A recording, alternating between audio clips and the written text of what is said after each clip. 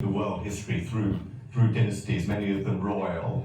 And I think one's got to have a sense of perspective here. I mean, when you were looking at the Ottoman family or the Mughal family in history, when they had a rebel prince, they often, I'm afraid, brought out the bowstring, or they trampled them with the elephant hooves.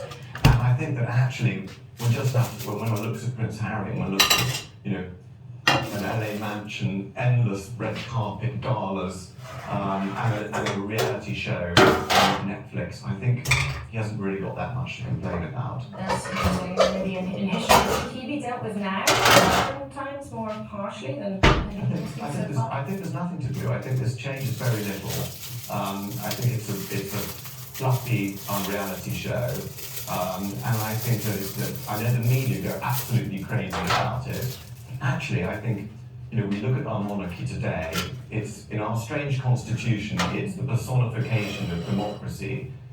We have a more wonderful monarch in Charles III, who, is a model of duty and service and thoughtfulness. In many ways, we're very lucky to have him. And I think that I really think this rather exciting Netflix phenomenon will pass fast, and I think it will make very little difference. Have you all watched it then? So you're nodding along? I've certainly not watched it, but it's much ado about nothing. I think it's a lot of puff, and I think Simon's point about, we should be grateful we've got a monarchy because we could have an elected head of state, which I think we like less. And I think that at the end of the day, he should just pass away and do something different. Okay, Pat, you're raising your eyebrows there. The first thing is I haven't watched it.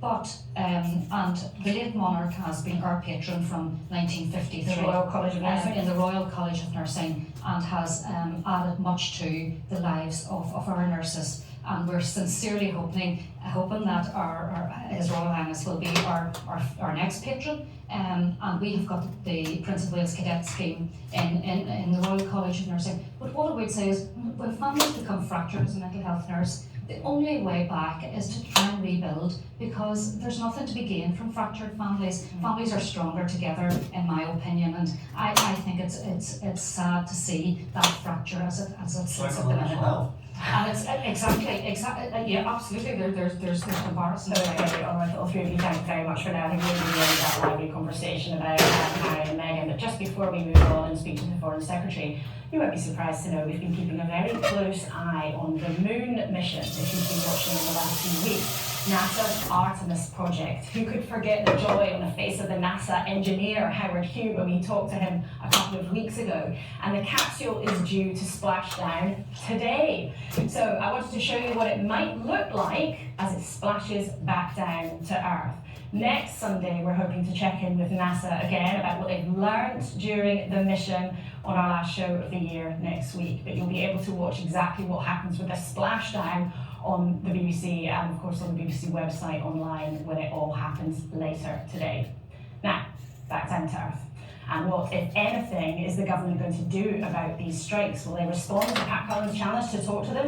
In recent weeks, we've heard from the Transport and the Health Secretary, and now here's the Foreign Secretary. We can see him there, James Cleverly, meeting President Zelensky on his visit to Kyiv. And he is here in the studio with me this morning. Lovely to have you in.